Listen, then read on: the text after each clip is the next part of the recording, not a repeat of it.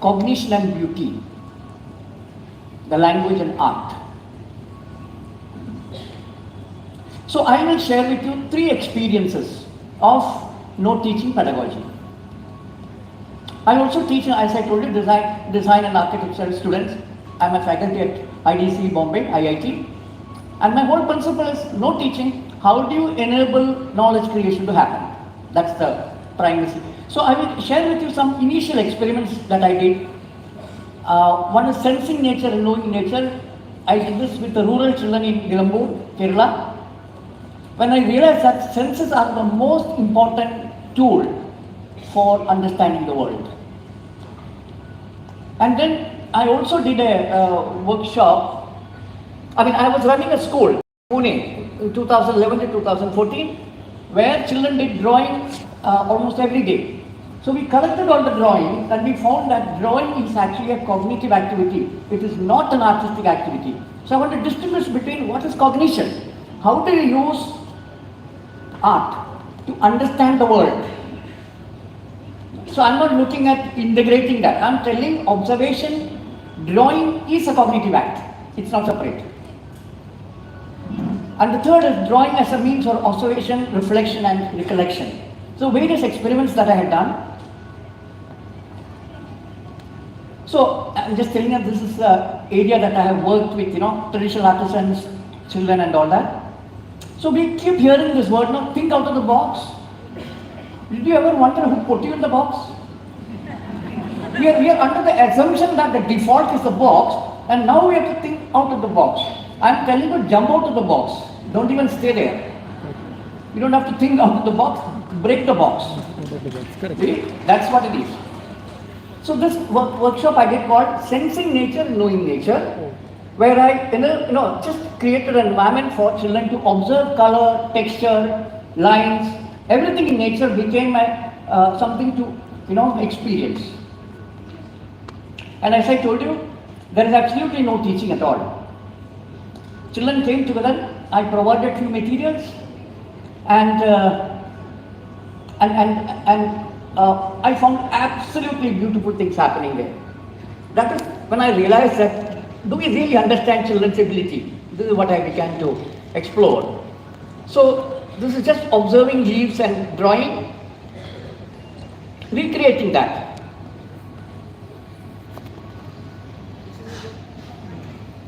Right? But the best part was that, luckily I didn't have enough money. So I only got the 6 colors, the primary colors and red and white, black and white. All children were able to mix, match and get this color. They never came back to ask how to do it. Which means that already there is a system that can solve this complex problem. This is a complex problem. Getting the color, and of course I never had palette and things like that. No? They just picked up any leaf that became their palette. Now you look at, this is the original color that they collected from the ground, of which they made the painting. Absolute high quality work. No teaching at all. Please remember this. And then fine-tuning observation. So even when we say the color of leaf is green, there is no green in the head. It's only the word that is in the head. So I want the children to actually experience green. All the greens. See, in fact, in design school, I asked them to collect 49 shades of green. Not just 5, 6, 49 shades. And it's possible, children do it. So I use everything for observation. And one of the most important thing that I do is that I never make any corrections nor judgments. That I think is the most important thing that I realized when I work with rural children, because I find children do such beautiful things, but they are not aware of it. That is the innocent quality of children that I think we tamper it, And I have a feeling that all the psychological issues that we are encountering in the modernity is primarily because we have not understood how this false ego gets created, which unnecessarily feels it is doing something, this is what I very strongly feel. So you can see that every aspect objects were for observation only. So they used clay, but to observe their village, remaking the village. And then I also used photography, meaning mobile phones, very clearly. So you look at this, that they look at this, take a photograph, take black sheet and cut it out. This is high quality work. 12, 13, 14-year-old children are doing this. And you can look at the complexity of that. In that, one leaf is over the other. How do they cut it and make it? I show you even more complex. Look at the tendrils. It's highly complex. Children can do it. We find it difficult because something has stopped us from that true learning. We have been into teaching too much time, no? Learning is a different, the cognitive science of learning is very different from teaching. Learning is a completely different system. Teaching is a different system.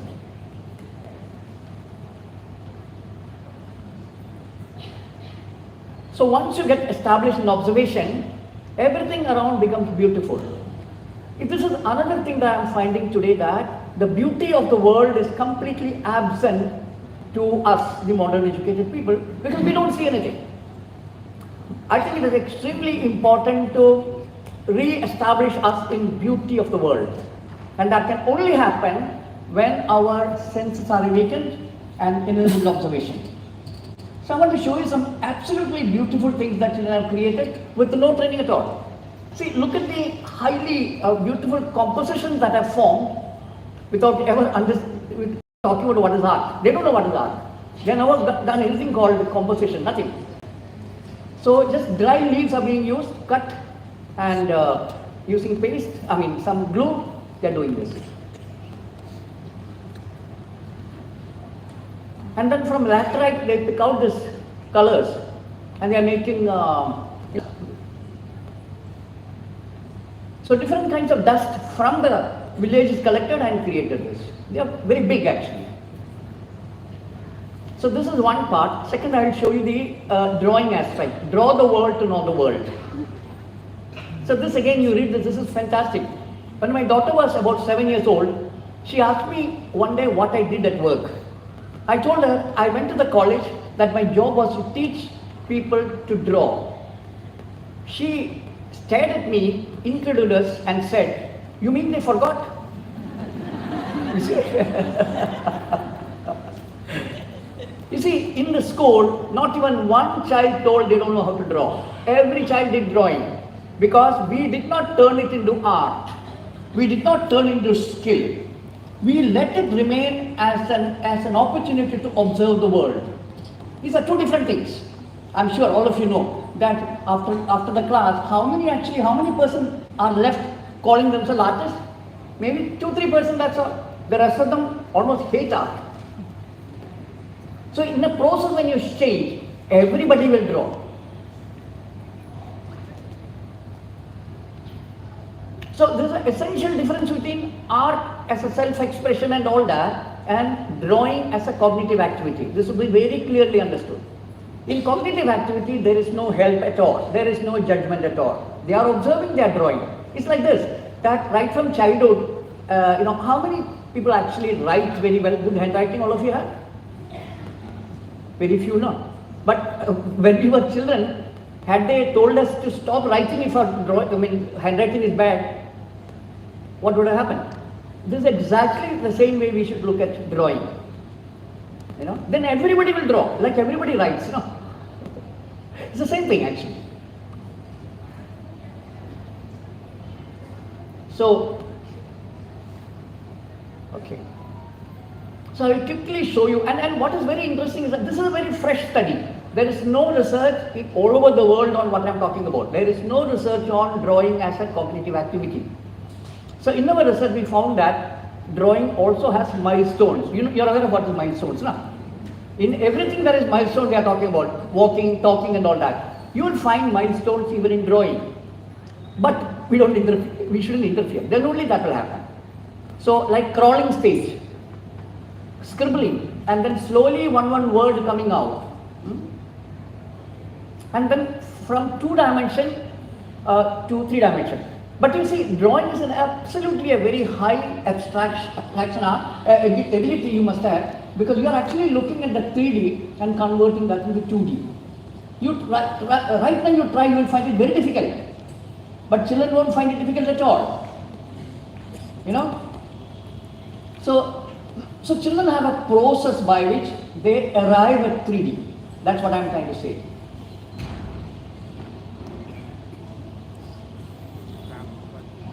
You can see how each and every aspect is explored. You can see how a bus is looked at in its, all the sides. See the process that is taking place. It's very clear that there is absolute observation. So there was this child who was continuously drawing vipers. And I have this 200-page book full of vipers, different type of vipers. Which means that they're actually very keenly observing their world around. So drawing is abstraction. With minimum lines they're able to draw different types of trees that children have drawn. See, imagine what happens when we are taught how to draw. I mean, I'm sure you all have taught how to draw a tree, na? Like this, na? That's it. But look at how many types of trees children have drawn. So this whole homogenization and standardization happens because we are teaching. You allow a space where learning takes place, then there is authenticity and originality still embedded. Then you don't have to go, to Sadhguru and do a meditation program, mindfulness program. Mindfulness is there in children. That is the way of life.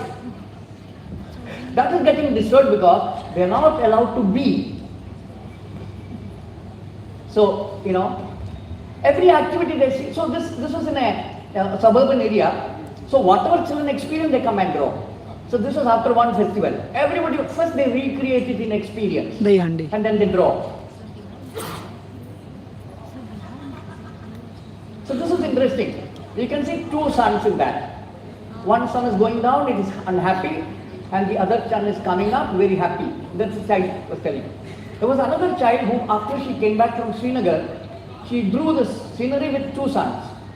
And he was telling her father that, look, that's in Kashmir, they need 2 suns. That is imagination.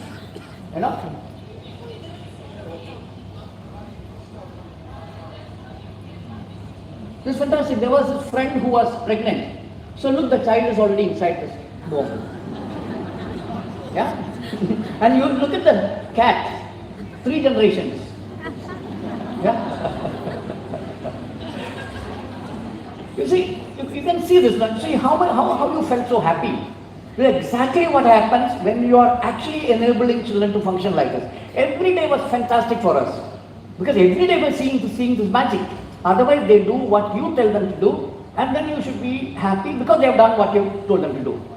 This is not like that. They are absolutely capable. That's the only thing that I'm keeping on stressing. So this is the, I have another huge study on play and toys. Maybe another time, if I get an opportunity, I'll tell you that. You see, we have all learned to speak our mother tongue without any help. In Bangalore slums, children speak 4 languages by the time they reach 3 years, with no help at all. The grammar is implicit. So there is a rule, which we don't know, because we have not learned the rule to speak, no? So that is implicit. Exactly like that, there is implicit rule in understanding the world. If you don't mind, let me shock you once more. Literate learn the word, illiterate learn the world. Right? Literate learn the word, illiterate learn the world. I stopped reading in 1991 completely. And then I understood what is actually learning. Because learning actually means creation of knowledge. Yes. That's what it means. It's not analyzing somebody's information. This is a modern definition. So, a simple rule in cognitive science is that what you experience, you become. Do you know why children play teacher games when they go home? Because they're learning to be teachers. That's the reason. They are not learning to be learners. That's a clear distinction. So this was fantastic. So what we did was that, we enabled children to draw wherever they felt like. So drawing was very interesting. So they would erase and they keep drawing. So they drew me one, they saw me standing somewhere, so drew me in front of the leopard, and they put me inside the stomach. So this is a fantastic way, It's a continuous erasing and making a new story around, So a leopard had come to their village. That's why leopard became the subject. And 8, 9-year-old children, they are anyway naughty, So look, they were drawing cow dung and all that.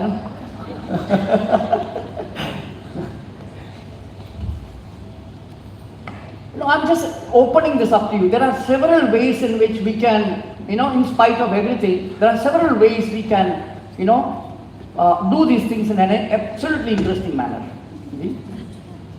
He saw me standing, so he got more excited. That's why the cow dung came. So this was in rural areas in Koppam. There's Agastya Foundation. I've done some work with them. Again, these children have no exposure to art at all, no drawing teacher.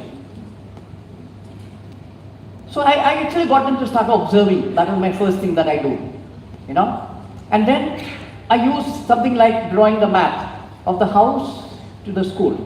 So every day then into observation. See, enhancing observation, that is the basic, primary activity which I feel is important.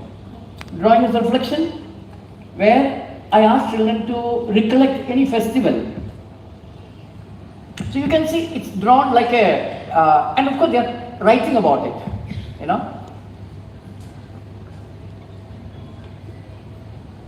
Festivals, then farming. This is something that they see every day.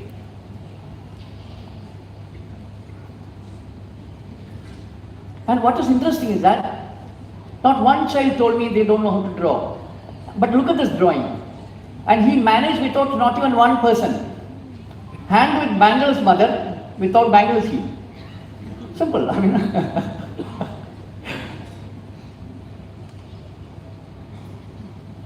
So drawing helps enhancing observation as it would make us observe and grow more consciously. In that sense, drawing needs to be seen as a tool that will enable, help children to observe the world around, and almost all children draw. To draw means to learn to abstract three-dimensional world in terms of two-dimensional space. So I'm not selling, but this is a book that I've written, Seeing with Hands. 3 years of experience have been documented and put into it to make understand what is it that actually children, what is the whole process.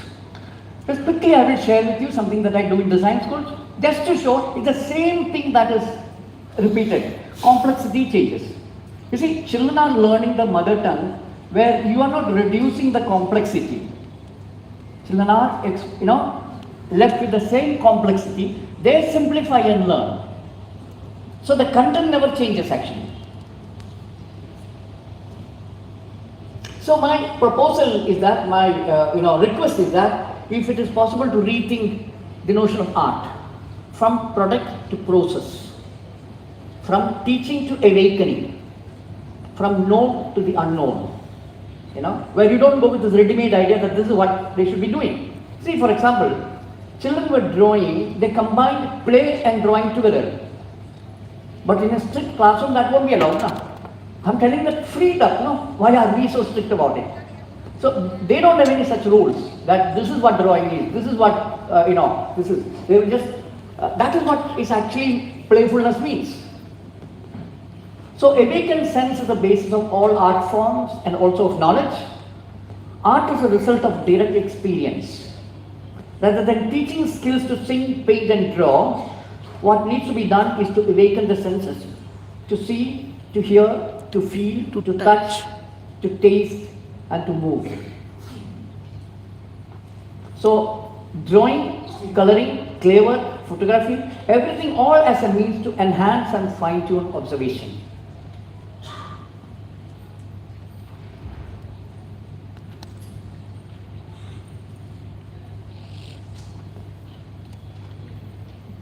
So the external world itself is absolutely beautiful, just that we don't see it, that's all.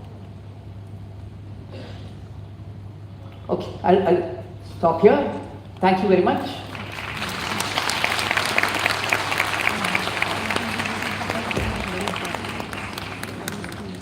In case if you still wish to meet me, this is my contact. Okay, thank you very much. Contact is not visible.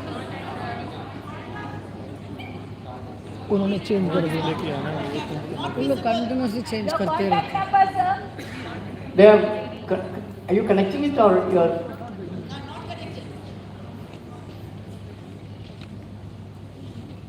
Madam, are you showing it or? No PPT? हाँ, yes, yes. chinnankb.in. Thank you.